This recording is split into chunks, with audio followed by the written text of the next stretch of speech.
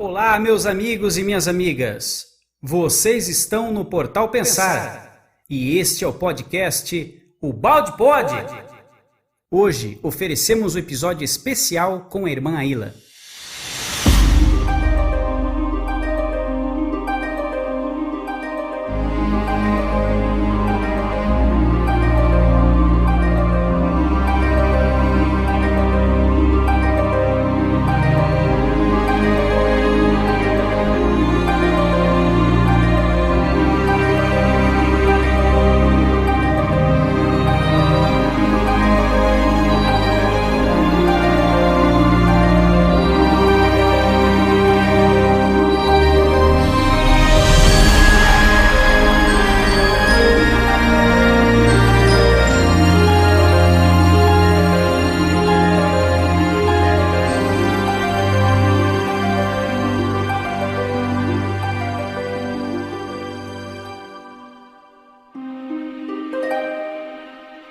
Aqui quem fala é o Tom, e é uma alegria enorme estar aqui novamente. Neste podcast, faremos mais um estudo da obra A Lei de Deus, do professor Pietro Baldi. Hoje, recebemos Aila Pinheiro de Andrade, a irmã Aila.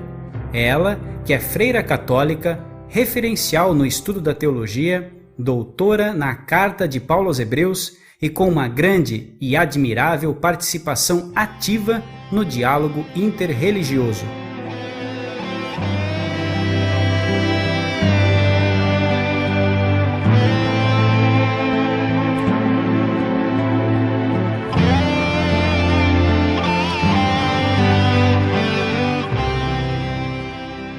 E o nosso time de hoje conta com o Guilherme de Barros, o Luiz Felipe, o Sérgio Chaves e terá a condução do Rafael Van Nerven, que organizou este belo encontro em Niterói.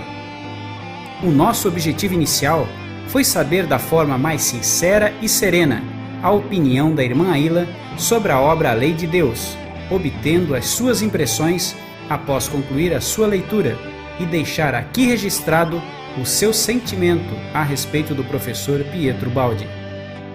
E como dizem que a vida é uma caixinha de surpresas, surgiu esta oportunidade em gravar com a irmã Aila. E além de ser um momento imperdível para todos nós do Portal Pensar, também poderá servir para que você possa tirar as suas próprias conclusões após ouvir a opinião da irmã Aila, que é uma pessoa que já possui por seus feitos na bela continuidade da obra do Padre Caetano a admiração e respeitabilidade de muitos. Então, um ótimo episódio a todos. Você está no Portal Pensar. Seja muito bem-vindo.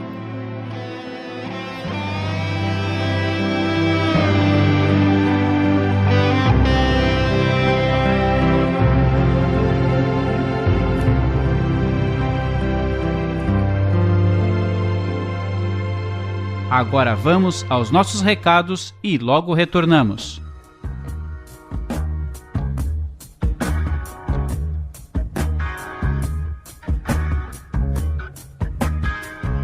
Olá, ouvintes do Portal Pensar, aqui é o Neto. Hoje nos recados trazemos, como prometido no episódio anterior, o teaser da série Ouvidos ao Mistério. Ele foi produzido pelo nosso amigo Guilherme de Barros, que será o apresentador da nova série do Portal Pensar. E ficou bem contagiante, porque o Guilherme consegue passar aí a sua alegria, a sua energia, a animação para essa nova série. Vocês vão aí rir um pouco, porque o Guilherme também se empolga e canta um pouco aí junto com a música. A gente até já zoou aqui um pouco dele, mas vocês vão perceber aí a empolgação dele aí no áudio. E também vão entrar no clima aí para ouvirem aí a nova série que está por vir. Então vamos ouvir aí o áudio.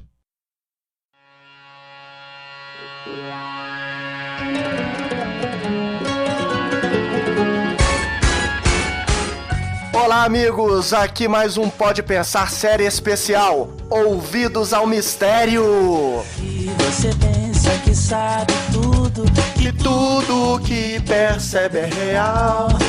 talvez lhe falte entender que o mundo É bem maior que o seu ideal. Se você sem se paralisar. Para se defender e dormir na ilusão.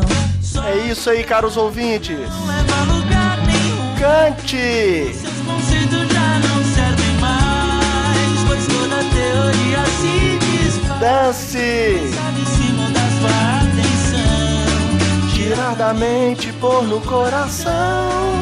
Destrua tudo que já aprendeu. Que a vida não se mede por razão, pois já é tempo de se entregar E dar ouvidos ao grande mistério. É isso que faremos nesta série especial. Daremos ouvidos ao mistério. O mistério da queda, da fuga do paraíso, da contração da consciência, da dualidade, do ciclo involutivo e evolutivo da substância. Você quer de fato compreender e fazer seu olhar para em si despertar. Só Nós vamos falar de amor, amigos, de esperança, de fé, amparados pela monumental obra do pensador e filósofo italiano Pietro Ubaldi. quem sabe se mudar sua atenção, tirar da mente por um coração. Aqui é Guilherme de Barros e convido a todos para passear conosco pelas mais diversas cosmogonias espirituais e procurar nas obras de Kardec, Emmanuel, André Luiz, além dos mais diversos pensadores, sinais ou indícios que nos permitam aprofundar neste tão controverso assunto. E você pensa. Mas nós vamos convidar aqui ao vivo um time de peso para somar conosco, viu? Maurício Crispim, Júlio Damasceno, Jorge Damas, Gilson Freire, Rony Ribeiro e Afonso Chagas, além de toda a equipe do portal Pensar. É sua crença. Não perca!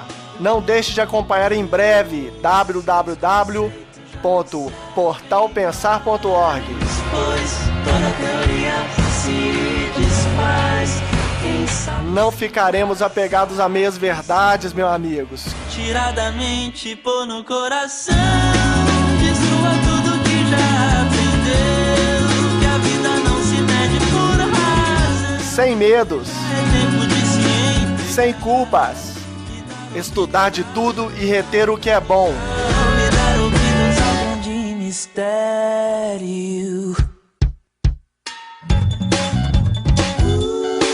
Nova série especial do Portal Pensar, Ouvidos ao Mistério, ao som de Léo Cavalcante, este músico espetacular.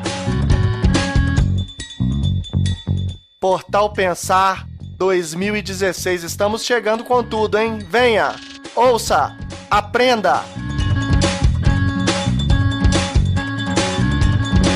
Pense aí que nós pensamos de cá.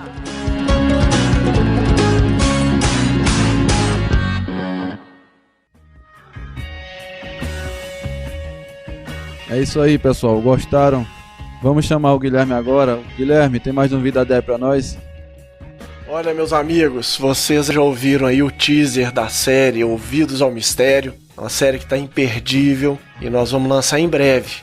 E temos uma outra novidade aí, você conferiu o teaser da série Ouvidos ao Mistério, você vai ver agora no Portal Pensar, na nossa página do Facebook, para você poder compartilhar com seus amigos um vídeo que o Neto fez, sensacional, sobre a série Ouvidos ao Mistério.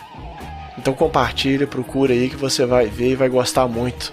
A gente tem certeza, ficou sensacional o vídeo. Ô Neto, parabéns, viu? Ficou muito bacana, rapaz. Ah, legal, Guilherme. O vídeo ficou bastante, assim, chamativo e eu tentei colocar as questões que a gente vai abordar aqui nos podcasts e acho que os ouvintes vão gostar bastante. O pessoal aí compartilha no Facebook, divulga aí junto com a gente, porque vai estar imperdível essa série. Pois é, Neto. E falando nisso aí, quando é que vai lançar a série Ouvidos ao Mistério? Você que é o dono da bola, cara. A gente quer saber aí quando que vai no cronograma a previsão mais ou menos aí do lançamento da série Ouvidos ao Mistério. Bom, Guilherme, segundo aqui as minhas previsões, né? Eu já estou trabalhando aqui em cima do primeiro episódio da série. Estamos previstos aí para lançar daqui a 2 semanas. O próximo Pode Pensar será já o primeiro episódio da série Ouvidos ao Mistério. E está imperdível, porque teremos a presença do Gilson Freire, um grande especialista aí nas obras de Ubaldo, nas obras de Kardec e nas religiões em geral. Ele vai nos brindar com a sua presença aqui no Pode Pensar e nos trazer bastante conteúdo para refletirmos. Está imperdível, não tenho outra palavra para dizer. Excelente. Então é isso aí, pessoal. Olha, acompanhe, não deixe de compartilhar o vídeo da série, divulgue, porque nós estamos aí a todo vapor gravando os episódios e vai ficar espetacular, tá bom? Um grande abraço. E não deixe de mandar suas perguntas também para a série, porque nós vamos ter um episódio especial chamado Não Caia na Dúvida. Você pode mandar suas perguntas assim que a série for lançada, vai anotando tudo, as dúvidas, as perguntas, que nós vamos ter episódios especiais de respostas aos ouvintes. Assim, sem mais delongas, vamos ao nosso episódio de hoje, com a irmã Aila, que também está ótimo, maravilhoso. Tenho certeza que os ouvintes vão adorar. Desde já, um grande abraço a todos e um ótimo episódio.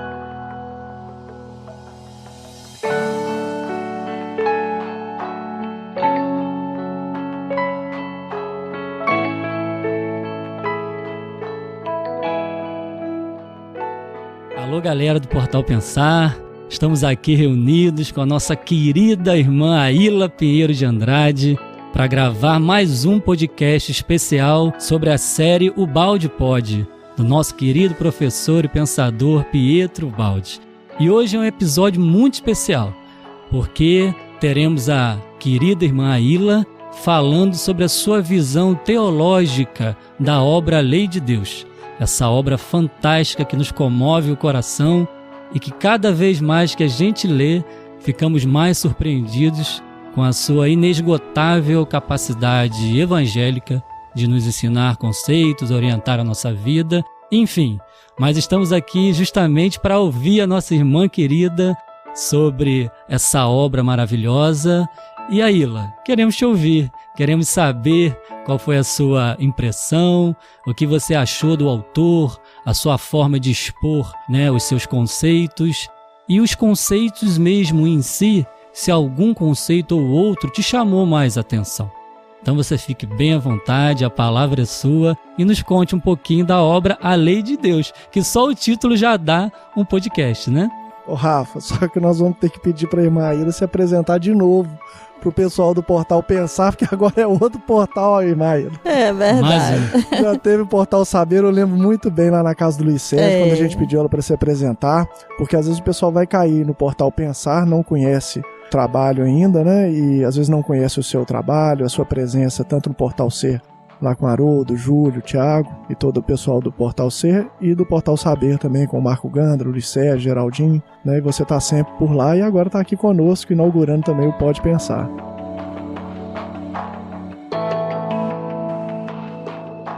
Então, eu primeiro quero agradecer a vocês pela oportunidade, pelo convite e dizer de mim que eu sou uma freira católica. Há muito tempo eu exerço o diálogo interreligioso. Estava até aqui conversando antes de vocês chegarem com as jovens que também participam do grupo, que eu já me envolvi muito com a atividade junto aos judeus, depois aos protestantes e algum tempo atrás eu não conhecia os espíritas e foi através do Luiz Sérgio Marota, de Belo Horizonte, Minas Gerais, que conheci a mocidade de um grupo, o Centro Espírita Manuel Felipe Santiago, e desde esse tempo, que nós estamos numa convivência muito agradável.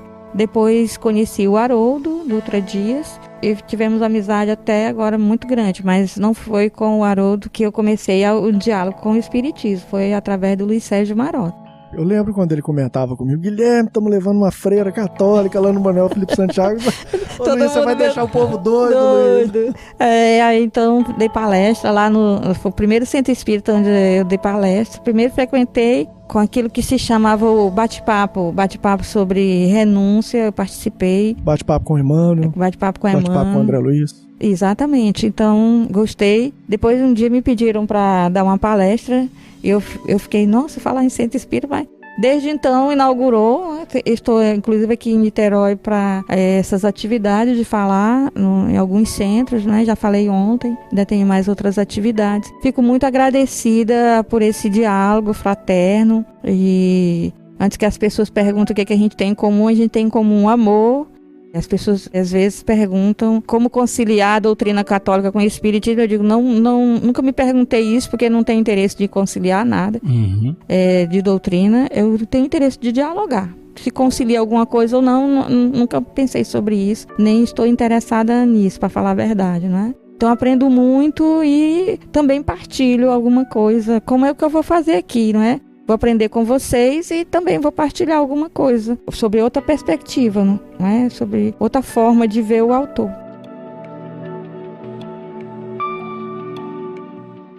Pegando o gancho já do seu comentário, é interessante essa visão, né, interreligiosa que você já trouxe pra gente. E tem uma historinha que o Baldi já conta no início desse livro, que o Baldi tem um lema, que é universalidade e imparcialidade. Então ele diz que certa vez foi contar para alguém sobre esse lema dele, que é universalidade e imparcialidade. Aí esse alguém virou para ele e disse assim, então você é do partido dos universalistas e imparciais. Aí ele disse, nossa, né, o homem ainda só consegue entender essas questões dividindo-se em grupos, em grupamentos. Né? Então acho que já é um gancho para a gente conversar, né? Para a gente começar a entender o que é esse diálogo interreligioso, que é a proposta nossa do pensar também, essa ideia de abertura, né? De abraço a todos os cultos. E por isso estamos aqui com você, uma irmã católica, né? Eu fico muito feliz. Agora, sobre a sua primeira pergunta, Rafael, eu gostaria de falar assim, que a primeira impressão que fica de um texto, que a gente lê um texto que tem o Baldi como autor, é o homem mesmo, não é? Porque muitas vezes a gente lê autores que eles falam de coisas abstratas que eles não vivem. Eles não têm um engajamento humano, eles não têm uma proximidade com o ser humano, com as dificuldades do ser humano, com os projetos, os anseios, as alegrias e as tristezas do ser humano. São autores que não estão voltados para uma atividade de humanização de si mesmo. Então, os textos de Ubaldi, a força do texto é porque eles revelam o homem. Então, o ser humano Ubaldi, ele não é diferente daquilo que ele fala nos textos. Então, as palavras dele ganham uma autoridade, um peso, uma consistência, uma profundidade que a gente não encontra em outros autores que têm uma vida de um jeito e falam de outras formas. Então, o Ubaldi, ele está envolvido. Aquilo que ele fala é aquilo que ele vive. Ele primeiro experienciou para depois escrever. Isso aqui é o mais consistente nele, é o que chama mais atenção à primeira vista quando a gente lê um texto dele.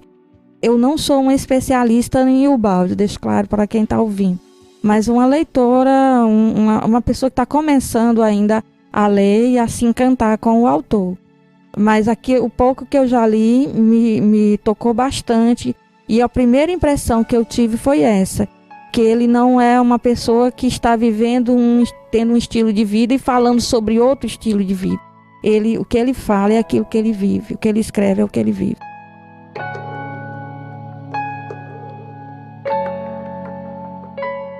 Aila, você se lembra o primeiro contato que você teve com o nome dele ou com alguma coisa a respeito de Ubaldi?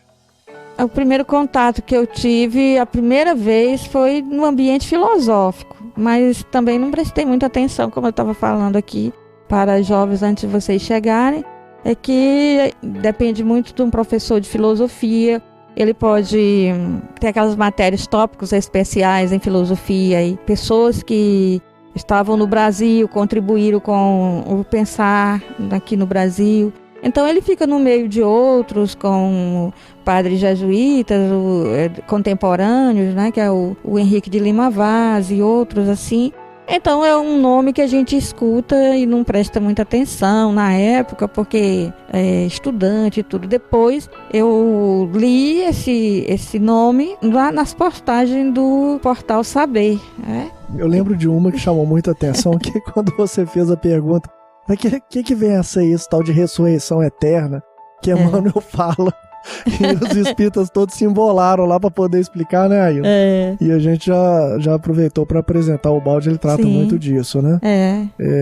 Eu confesso que a nossa expectativa, a minha particular, como ser humano, é muito grande nesse autor, sabe, Ailton? Porque nós acreditamos, é uma coisa que eu quero confirmar com você ao longo do tempo. Se você tiver interesse em aprofundar os seus estudos na obra do autor, que é a possibilidade, a potencialidade da obra dele no sentido de integração das visões filosóficas criacionistas, da qual, né, você faz parte, e evolucionistas, das quais a doutrina espírita, por exemplo, faz parte. De uma maneira mais genérica, né? Obviamente que a gente tem um entrelaçamento de ambas em todas as correntes de pensamento. Mas o Ubaldi, ele traz essa possibilidade grande no nosso entendimento, no meu entendimento também, de harmonização entre evolucionismo e criacionismo, entre Oriente e Ocidente. E essa proposta universalista dele, né, Rafa, ela vai bem profundamente nesse sentido e vai ser muito interessante e enriquecedor nós confirmarmos ou não essa hipótese com você à medida que você for estudando e conhecendo o autor.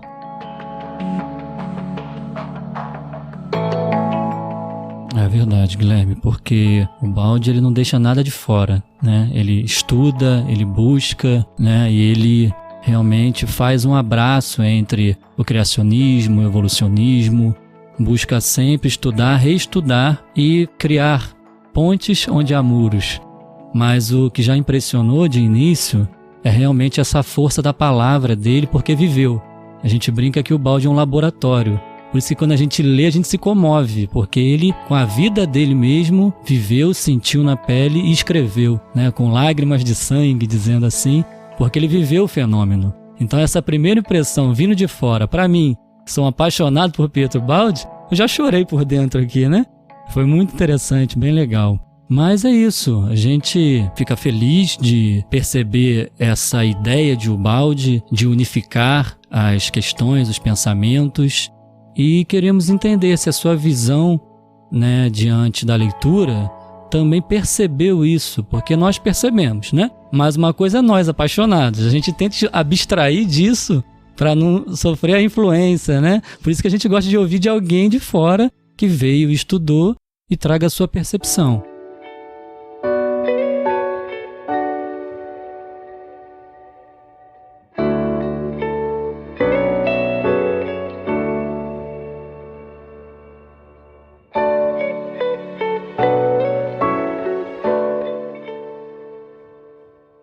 O Ubaldi, ele escreve de forma que a gente chama na filosofia o sistema. O sistema quer dizer que inclui, tenta dar conta de todos os aspectos da vida humana, inclusive o aspecto religioso.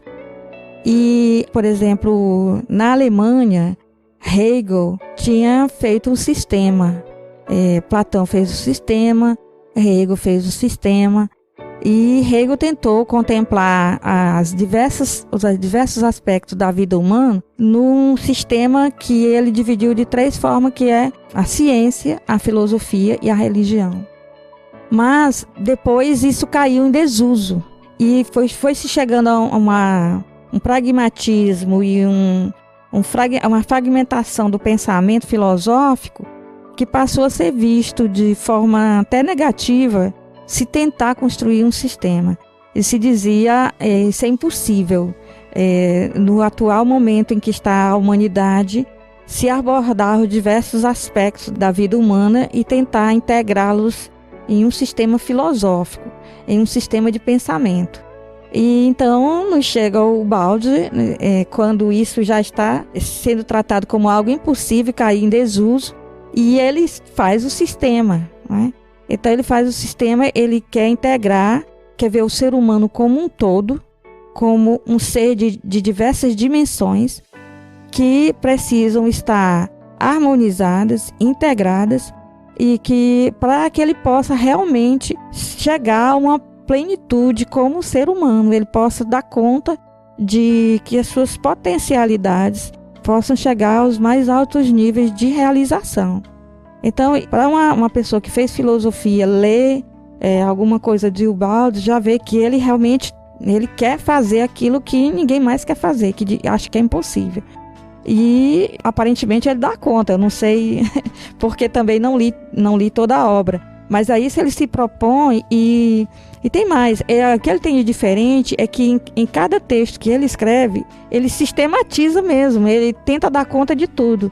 Então ele não, embora ele tenha um livro que vá, né, já apresentar isso de forma mais sistemática, mas em cada obra que ele escreve, ele já tenta dar conta dessas diversas dimensões do ser humano. Isso é encantador, porque se achava que isso não era possível e que inclusive ficava Platão, Hegel, os grandes nomes que fizeram sistemas filosóficos, não é? E que inclusive o Hegel tinha deixado no estágio bem anterior a religião. E o Ubaldo consegue dar uma valorização para a dimensão religiosa do ser humano. Mais do que grupos religiosos que são viáveis e ele vê com bons olhos os grupos, mas é a dimensão religiosa do ser humano tratada em grande consideração. Isso é assim, uma proposta interessante para a nossa época. Mesmo que as pessoas não tenham muitas informações sobre o autor, valeria a pena se interessar pelo fato dele se propor a fazer um sistema, uma síntese do que são as dimensões humanas, uma integração dessas dimensões.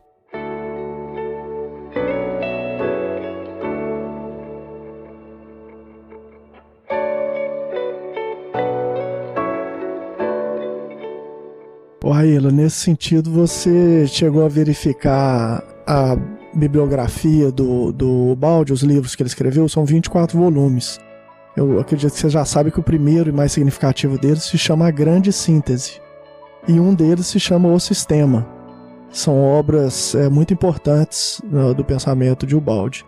Mas essa obra A Lei de Deus, especificamente, que nós te presenteamos para que você pudesse ler e falar um pouco sobre ela conosco, ela chegou a lhe despertar o interesse, então, de conhecer mais sobre o autor, mais sobre a obra dele, porque essa obra A Lei de Deus, ela é tida como aquela de mais fácil leitura e mais fácil entendimento.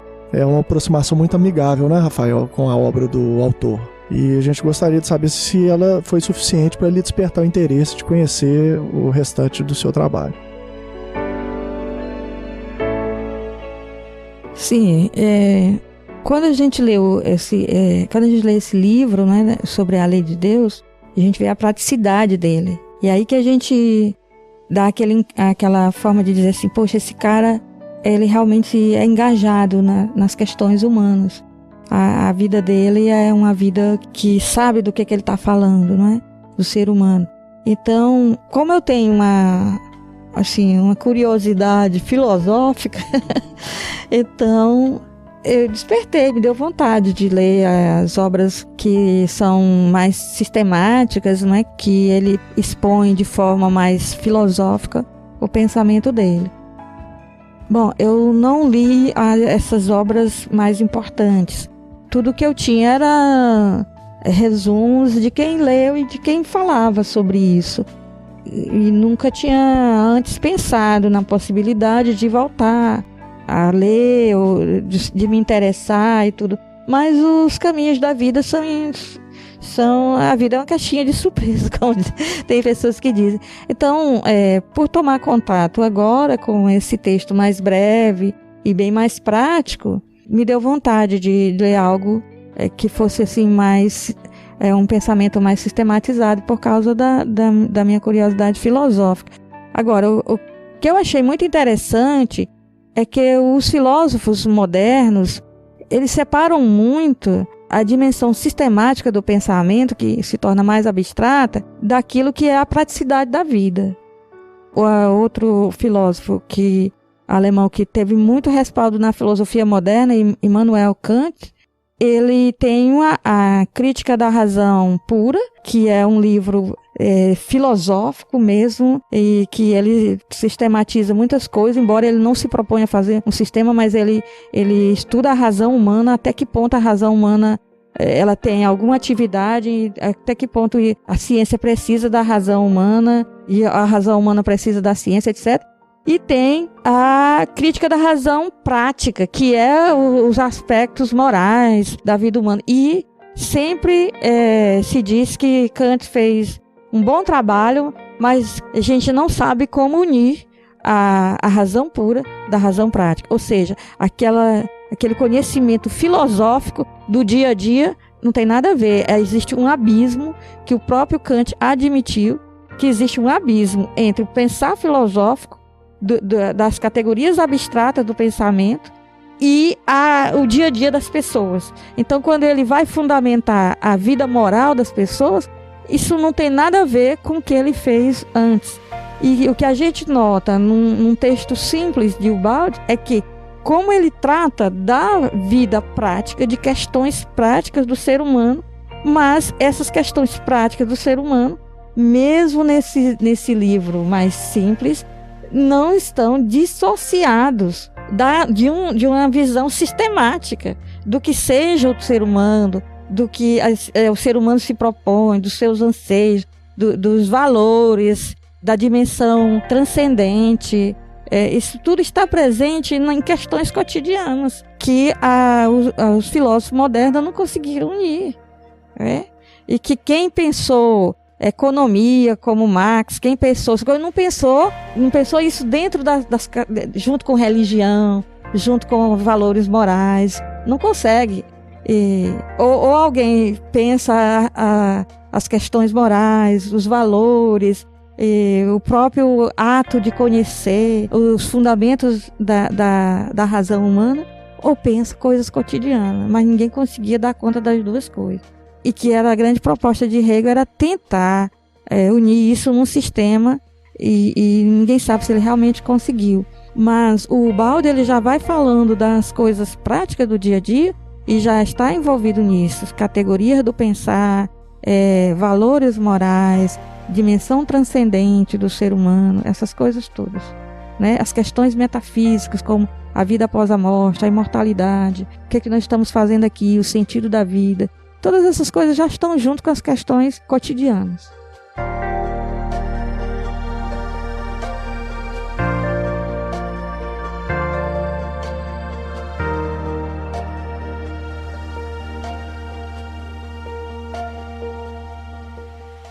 É interessante, Aila, que o Rafael colocou que o Pietro Baldi ele era um laboratório, né? Que ele experimentava todas essas questões nele mesmo. E aí a gente, talvez até pretensiosamente, costuma falar, nós somos apaixonados por Baldi, como o Rafael disse, falar que o Baldi seria o primeiro cientista do mundo interior, né? Ele foi o primeiro a estudar essas questões transcendentes, mas na prática do dia a dia, experimentando, colocando e testando mesmo se dá certo, se dá errado, e escrevendo isso pra gente. Não sei se você conseguiu perceber isso nessa obra Lei de Deus.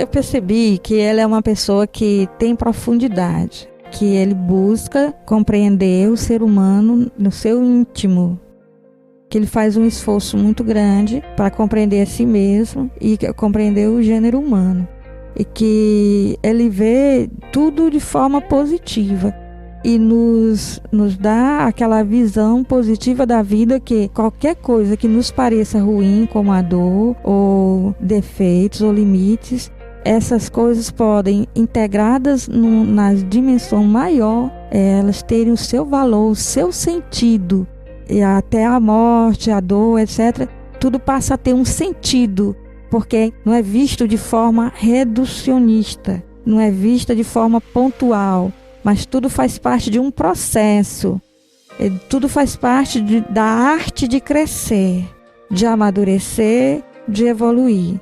Isso aí é uma coisa assim estupenda, né? Eu achei interessante. E ele chama essa técnica, se assim podemos dizer, de controle experimental. Que ele fez um controle experimental nele mesmo e na observação da vida para trazer esses aspectos filosóficos, abstratos para o mundo racional, para a vivência.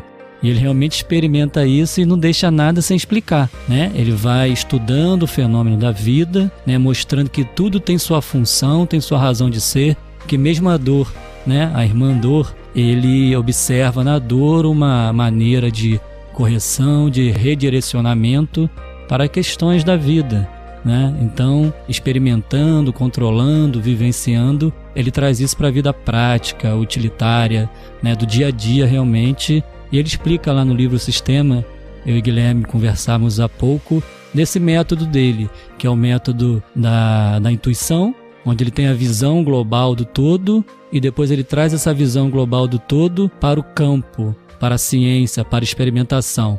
Então ele não fica só no campo intuitivo, abstrato, nem só no campo racional, experimental.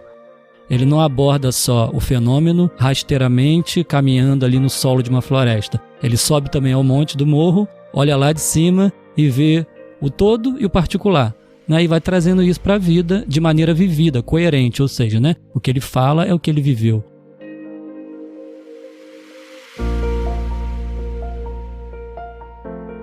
E ele, no livro, tem um livro dele, Aila, que chama História de um Homem. Esse livro me emocionou profundamente quando eu li, porque ele conta em pormenores todos os fenômenos que foram acontecendo com ele na medida em que ele abraçou na vida prática o Evangelho de Jesus. Ele fala de todos os resultados práticos, né, das lutas que foram acontecendo, e ele narra de uma maneira poderosa. E é um grande grito, uma grande homenagem à solução vitoriosa do Evangelho.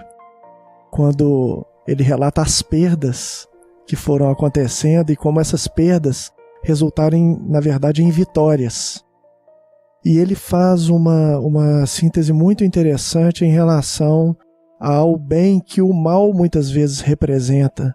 Nesse sentido, ele dá razão ao involuído quando ele reconhece que este também cumpre um papel importante na caminhada e na jornada evolutiva, sobretudo na evolução do ser coletivo, né, da luta do involuído que resiste a todas as coisas. Ele fala muito disso, de uma certa maneira, nesses primeiros capítulos, quando ele fala da questão do separatismo religioso, em que as coletividades têm a necessidade de defender o seu próprio castelo, né?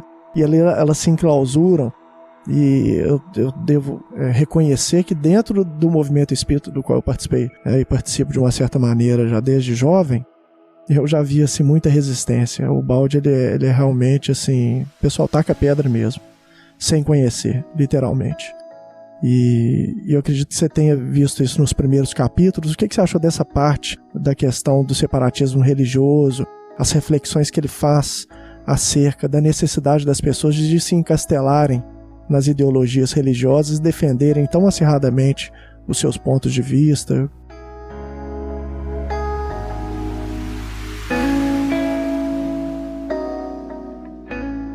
Porque facilmente a dimensão transcendente do ser humano, que é a dimensão religiosa, ela se torna reduzida a instituições e grupos religiosos, igrejas, diversas expressões de fé.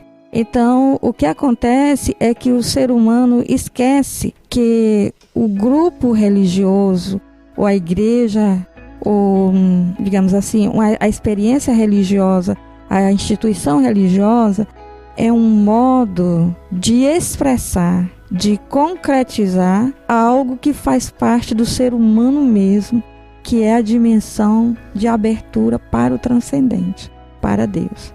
Então, o que é mesmo que existe é que o ser humano, mesmo que nega a existência de Deus, ele tem uma abertura ao sentido de todas as coisas e ao sentido último de tudo, que é Deus. Então, ele faz parte do ser humano a dimensão da transcendência.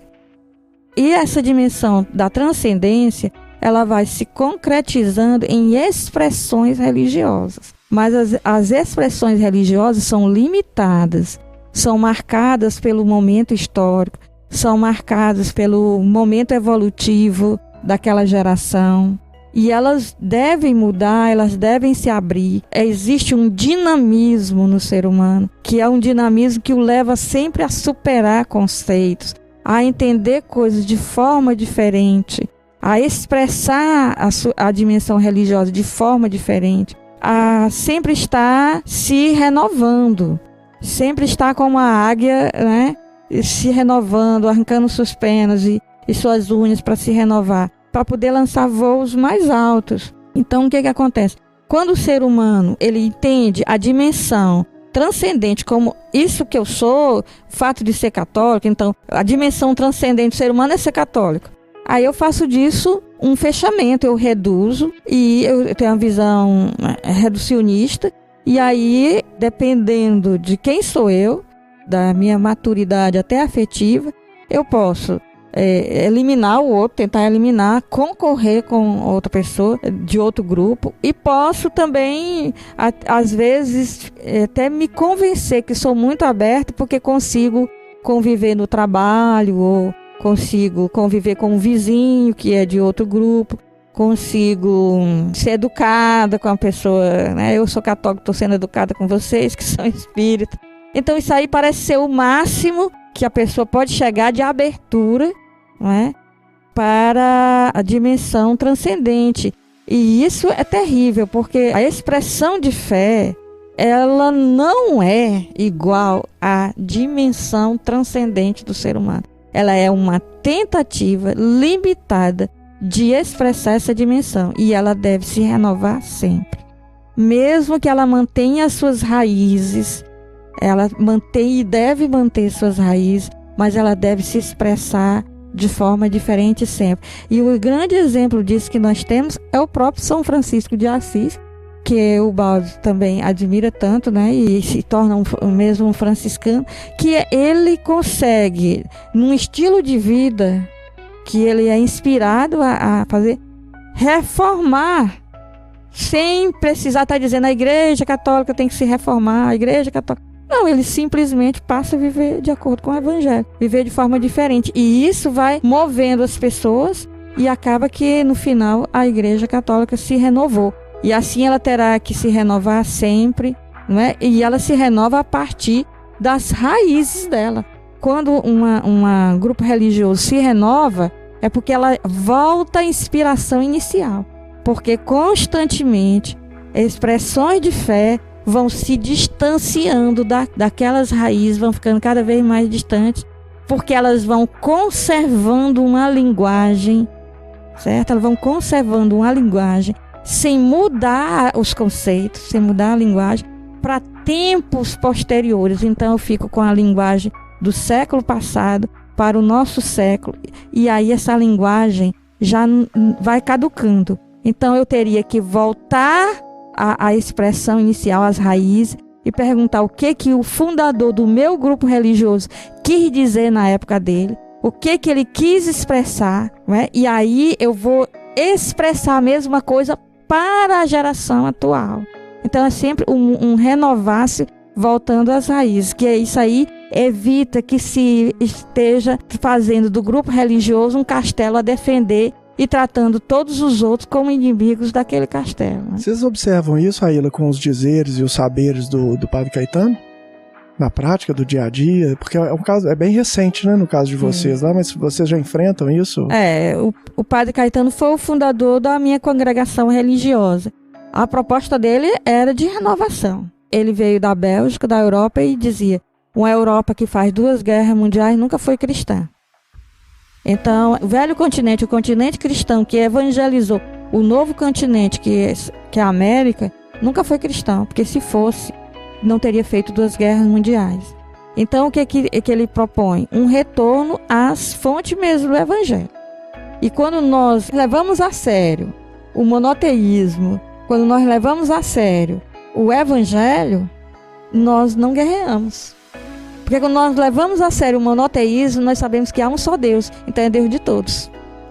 Quando nós levamos a sério O evangelho, nós sabemos que a lei de Deus é a lei do amor a Deus e amor ao próximo, e que essa lei está em tudo, e que essa lei é que é capaz de nos convencer do monoteísmo, porque se não há o amor, se o pensamento de Deus não for o amor, ele não criou todas as pessoas na diversidade que ele criou, não é?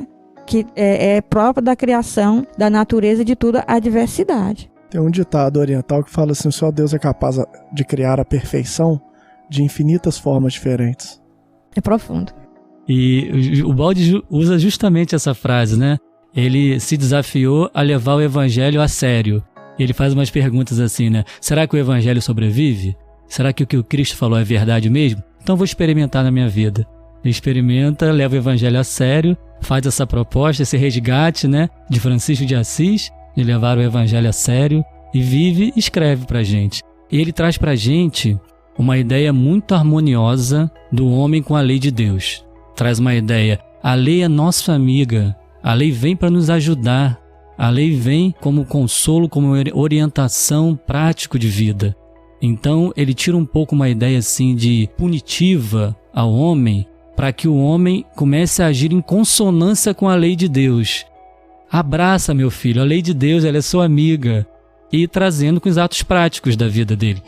Ô Rafa, isso já é um passo muito firme que o Baldi dá na direção da desantropomorfização de Deus. Isso é até um ponto que vale a pena tocar com a irmã Aila também.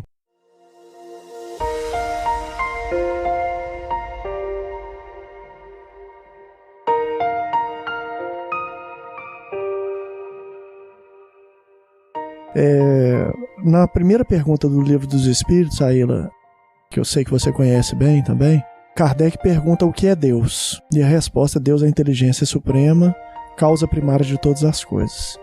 Quando nós pensamos em Deus, muitas vezes é muito difícil de nós não visualizarmos aquele Senhor que está fora de nós, às vezes até de barba branca e bem no alto, né? A gente até olha para o alto. O Kardec ele já dá um passo importante, nos mostrando que Deus é a inteligência suprema, é causa primária de todas as coisas. O Baldi ele avança ainda mais. O Baldi vai falar de Deus como vida, como lei, como verdade, como amor, mas não só com palavras. Ele vai detalhar o porquê disso, como Deus pode ser observado. Ele ressignifica pontos que já são conhecidos da teologia, com o Deus transcendente, o Deus imanente. Você chegou a observar isso nessa obra Lei de Deus. Ele não cita tanto esses elementos, mas estão presentes, né, Luiz, indiretamente, esses elementos na obra. Eu queria saber da irmã Aila se ela observou isso também na obra.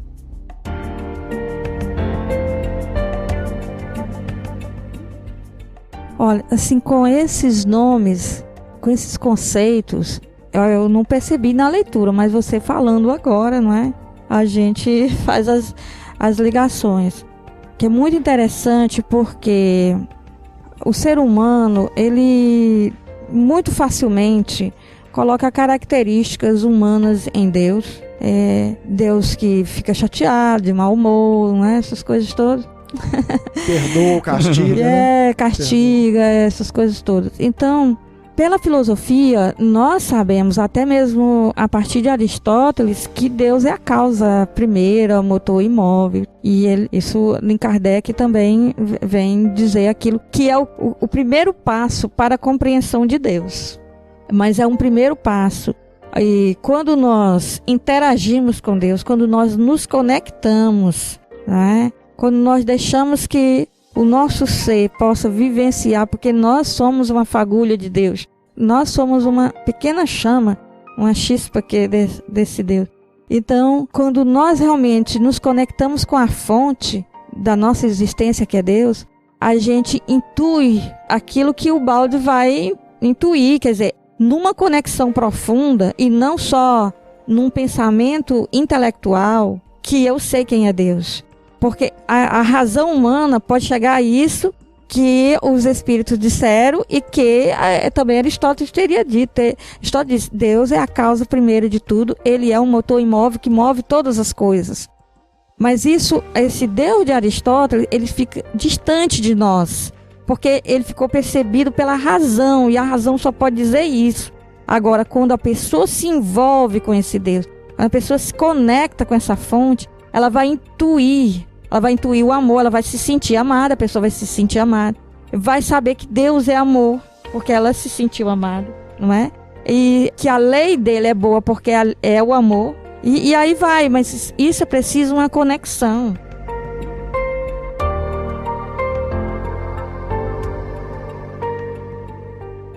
Alguns estudiosos de Ubaldi gostam de utilizar o termo emanações de Deus ao invés de criações de Deus. Que nós somos emanações de Deus. Eu acho uma visão muito elegante também, que lembra isso que você falou das chispas, né? Do sol que brilha. E Ubaldi fala que Deus é o centro espiritual do universo.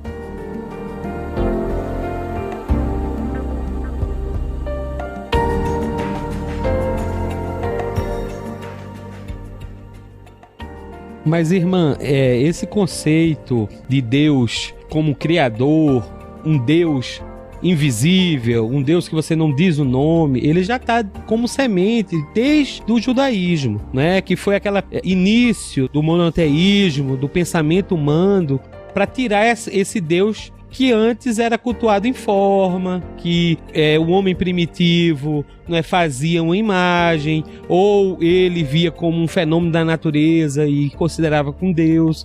E a gente vê esse início do judaísmo trazendo esse novo conceito, que para o homem daquela época era até difícil de entender. Eles não entendiam como é que é um Deus que não tem imagem, como é que é um Deus que você não tem nome. Então, quando a gente fala aqui no Ocidente sobre criação, esse termo não diz realmente o que o conceito hebraico quis passar. Em primeiro lugar, os textos da criação são o primeiro é a poesia, o capítulo 1 do Gênesis, é uma poesia. E o segundo é no estilo fábula. Então eles usam esse gênero literário para falar de um aspecto da fé deles, que eles experimentaram na vida deles. Aquilo que eles já entenderam de Deus. A primeira coisa é isso. Então, tanto fábula quanto poesia, você tem que saber compreender ali o que está se tentando expressar, que não vai ser a mesma coisa que um tratado filosófico. E a outra coisa é que o termo hebraico que é usado, bará, ele é muito mais do que o termo criação tenta dizer, que é uma tradução. É um termo ocidental, que não dá conta de dizer aquilo que é a experiência que o povo de Israel teve com Deus. O termo bará supõe que houve planejamento, vontade, liberdade. Então, supõe uma causa inteligente. Ele quer dizer, em primeiro lugar, que o surgimento de todos os seres não vem do acaso. Depois que cada ser tem um propósito. E depois que os seres, todos eles, estão em harmonia e servem esse propósito. Então, bará supõe essas coisas. Em segundo lugar, quando o capítulo 1 vai elencar cada coisa criada, as coisas ficariam ilógicas, porque luz vem primeiro, o sol vem no quarto dia, etc. Mas o que eles querem realmente expressar é que tudo está surgindo, está num dinamismo. Porque quando ele vai mencionar cada ser criado, ele vai usar os verbos no incompleto, num tipo de tempo que é incompleto, que seria melhor traduzido por um gerúndio ou pelo futuro.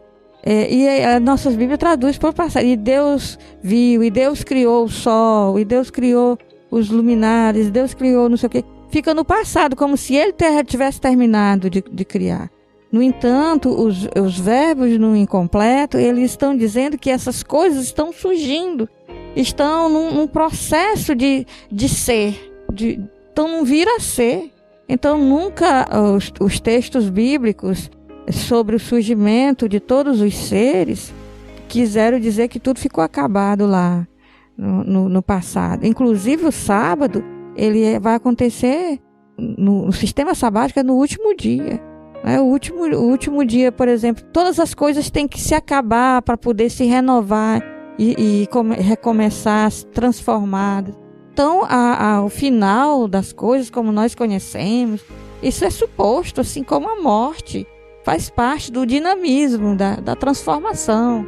E em nenhum momento os textos querem contrapor criação, evolução.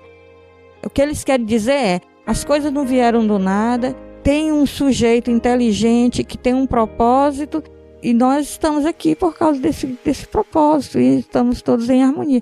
É isso que se quer dizer, e foi isso que também Teilhard de Chardin, que é o padre jesuíta, que também era cientista, que trouxe para dentro da teologia. Porque também a gente não pode pensar que a teologia esteja, né, a não ser que seja de uma igreja bem fundamentalista, mas a teologia esteja igual estava na Idade Média ou no século XVIII. A teologia teve um avanço e hoje ninguém fala texto da criação sem ver gênero literário, sem estudar a evolução também. Isso faz parte. Agora, o que é interessante é esse pensamento bem enraizado no pensamento do Oriente, que é o pensamento hebraico, que é um pensamento totalizado, é um pensamento unificado, é universal. Ele não reduz, ele não trata o ser humano como espírito e corpo e espírito, porque seria reduzir demais. O ser humano são infinitas dimensões, né? Em todas essas dimensões ele é limitado, mas ele tem uma semente, um germe para desabrochar. Então a criação, o melhor termo para dizer esse bará seria um desabrochar. As coisas estão desabrochando, vindo à luz. Por isso que a luz vem primeiro. Então eles estão vindo à luz, estão desabrochando, estão se tornando aos poucos aquilo que é o pensamento de Deus para elas. Aila, isso tem uma coerência com a obra de Ubaldi inacreditável, isso que você está trazendo, porque, segundo Ubaldi, ele separa a criação em sistema e antissistema. É uma coisa semelhante ao que Sócrates falava do mundo das ideias, né, e o mundo das formas, como a gente vê. E o Ubaldi nos diz que o nosso universo, como nós o percebemos nas formas, no dinamismo das formas, no transformismo constante, no eterno vir a ser, não é obra e criação de Deus. É criação do filho pródigo, digamos assim, daquele que se evadiu do sistema. O sistema ele é imaterial, intrínseco, não está sujeito, não é um universo vibracional como o nosso, em constante transformação. Por isso o termo criação não se aplica ao sistema, porque a existência é inerente ao sistema. Não é possível separar, porque quando a gente fala em criação nós pensamos num momento pretérito. E o tempo foi criado com a queda, com a evasão do sistema, é que o tempo surgiu, à medida que as formas ocupam, né, um espaço nesse eterno transformismo que começa com a massa caótica no início do nosso universo, naquele caos absoluto, com as formas primordiais, com átomos e partículas subatômicas que vão se tornando complementares, que vão formando o que o Ubaldi chama de unidades coletivas. Ele tem no livro A Grande Síntese a Lei das Unidades Coletivas, que são arranjos progressivamente mais complexos, buscando um retorno ao sistema, um desabrochar, um retorno da substância que contraiu a consciência na matéria, no mundo das formas, e o seu retorno, então, ao plano do sistema, ao plano perfeito, que esse sim, criação de Deus. Esse episódio nosso, né, Rafa, não é sobre esse tema, mas a gente já deixa instigado a sua curiosidade, das pessoas que estão ouvindo, porque nós vamos gravar com você, sobretudo agora que você trouxe essas informações, né, Sérgio? Vamos gravar um episódio especificamente sobre a queda, para você também, eventualmente, se tiver dúvidas e quiser perguntar, pra gente trocar, porque à medida que a gente for te falando, eu acho que você vai... Mil ideias surgem na cabeça quando vocês falam. Isso tem a ver com o que fala no judaísmo, tem a ver com o pensamento, né? E também, Guilherme, aproveitando o gancho que a Ilha mencionou Teilhard de Chardin, já fica o convite aqui para você gravar com a gente sobre Teilhard de Chardin, porque o Ubaldi também faz um estudo do caso do Teilhard de Chardin, mais ou menos contemporâneo, né? Que foi contemporâneo. Ele acha ali uma afinidade imensa dele mesmo com o Teilhard de Chardin, e ele faz aí, acho que metade de uma obra de estudo sobre o Teilhard de Chardin. E sobre a criação, o Teilhard de Chardin diz que Deus é absolutamente novo a toda hora. Então, não é um transformismo, ele é uma eternidade que não se esgota. Bem interessante essa questão da criação, que a gente inclui o tempo onde não há o tempo, que é a queda. Mas não vamos entrar na queda, fica para outro episódio. Mas aqui, a gente aproveita que fica o convite também, Aila. Nós gravamos e eu vou tocar aqui para vocês, que é um convite a todos vocês para estarem conosco na série especial sobre a queda, que nós vamos gravar com Gilson Freire, com Júlio Damasceno, com Jorge Damas, com Afonso Chagas, com Rony Ribeiro e vários amigos. E num segundo momento, nós tivemos a intuição de convidar alguns amigos, como a Ila, como a Haroldo e outros, para mandarem perguntas depois que essa série estiver pronta. E se vocês puderem, viu, a Ila, ouvir a série toda e depois então fazerem perguntas assim para massacrar mesmo, porque nós vamos colocar nós vamos bater mesmo. A hora da revanche. É hora da revanche, ótimo. Ó. É isso Já mesmo, tem um porque aí nós brasão. vamos sabatinar os que realmente já pesquisam a obra há muito tempo, como esses que eu citei, para tirar as dúvidas, porque esse tema, sabe, aí ele é fundamental, né, Rafael? O tema da queda, ele é fundamental para o desenvolvimento, eu acho, da nossa espiritualidade e para a conexão das doutrinas criacionistas e evolucionistas num ambiente de real fraternidade, porque aí nós estamos todo mundo no mesmo barco. Aí, com essa questão da queda, desse universo nosso contraído, aí nós estamos todo mundo definitivamente no mesmo barco e isso muda a perspectiva bastante. E a Ila não tem problema nenhum com queda, né? Ela já nos falou aqui. Acostumada Não no tem judaísmo, problema. no catolicismo. E porque, inclusive, biblicamente, a queda é vista como um fator positivo. Outra coisa são as leituras que a teologia católica fez do texto do Gênesis 3, mas é vista como coisa positiva.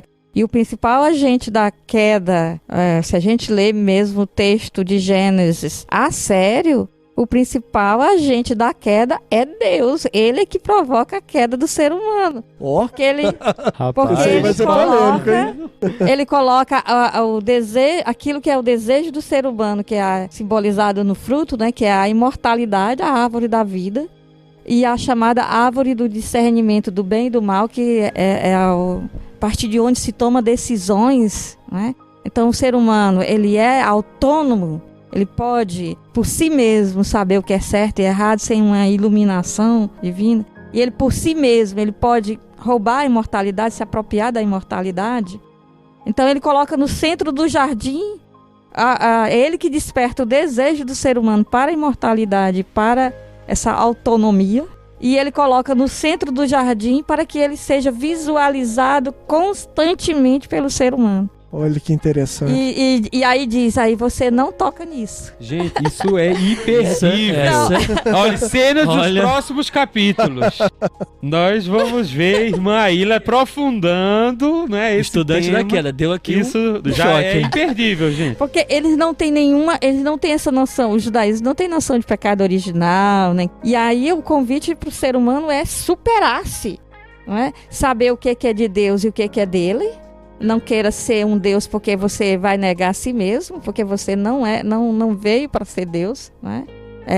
No sentido que é o Deus fonte de toda a vida. Mas você tem os seus limites, tem que conhecer os seus limites e você tem que superar os seus limites. É isso aí. O ser humano é convidado a superar os limites, a não ser um ingênuo que se deixa levar por astúcia, né? A astúcia da serpente, que é a sabedoria enganosa. Então, você não é criança para estar se deixando levar por astúcia de alguém que te diz uma coisa e você vai fazendo.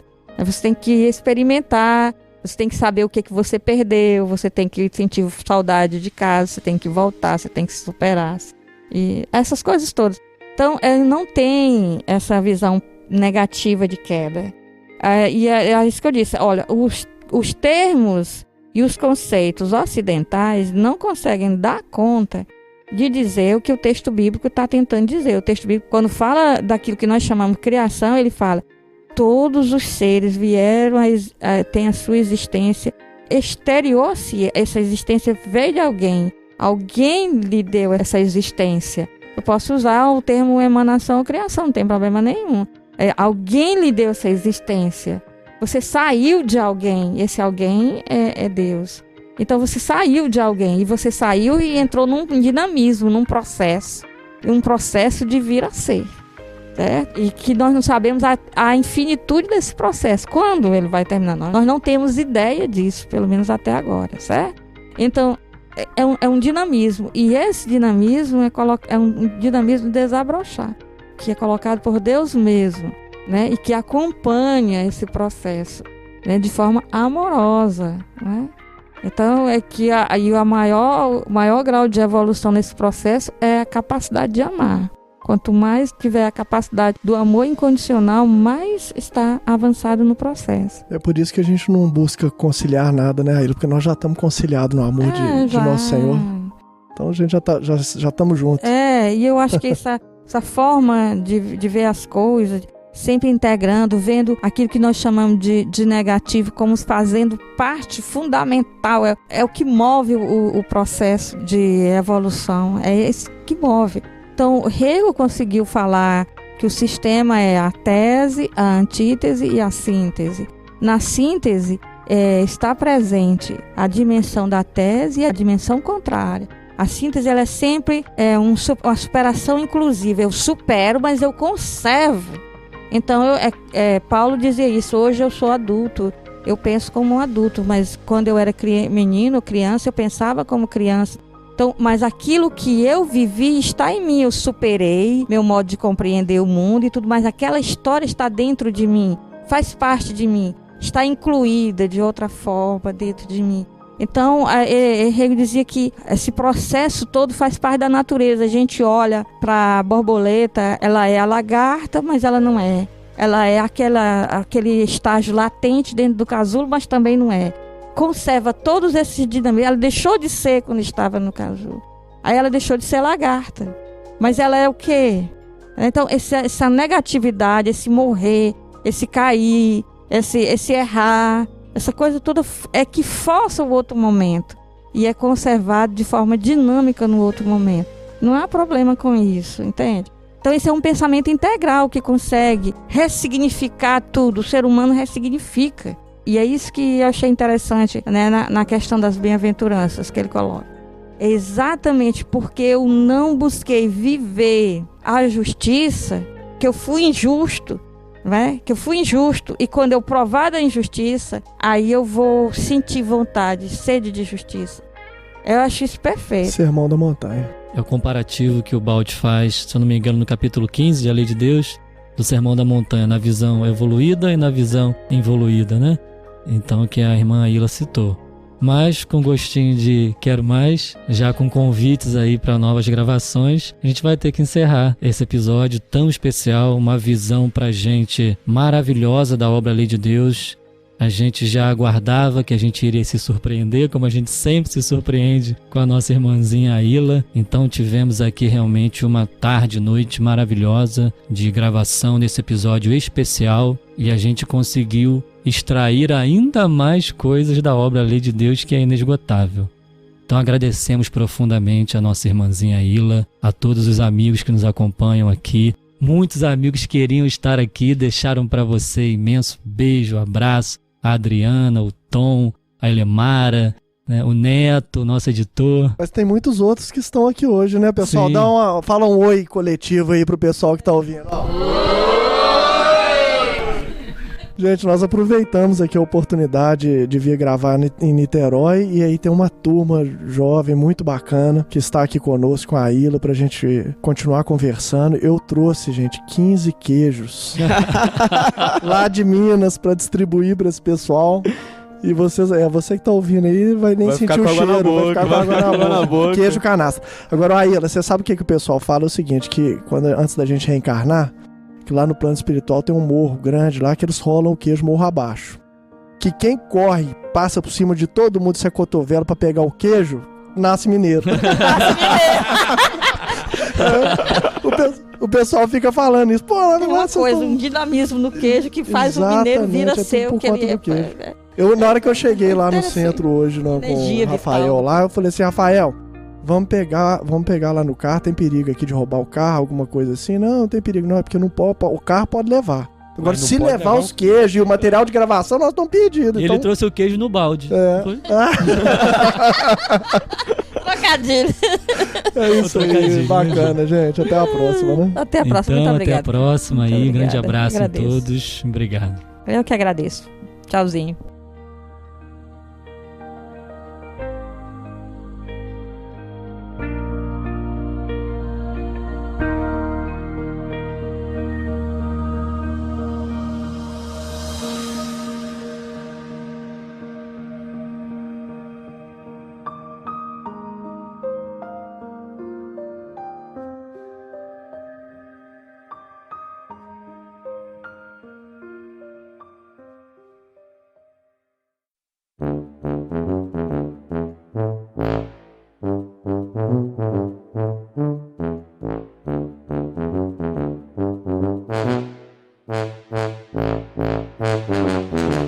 Beleza, então. Esse vai ser o especial com a irmã Aila, a visão teológica da obra Lei de Deus de Pietro Baldi. Quem vai conduzir é o Rafael.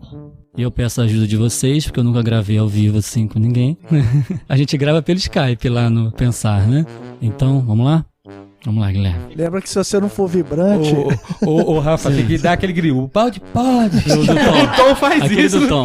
Todo balde pode, ele diz. Isso aí. Alô, amigos e amigas. Agora é o balde pode especial. Isso aí. E se não Tem que for- ser vibrante, né? Se não for vibrante, toma um pito. depois É, da ele vai levada, né? reclamar. Então vamos lá. Tem sempre no finalzinho a bronca.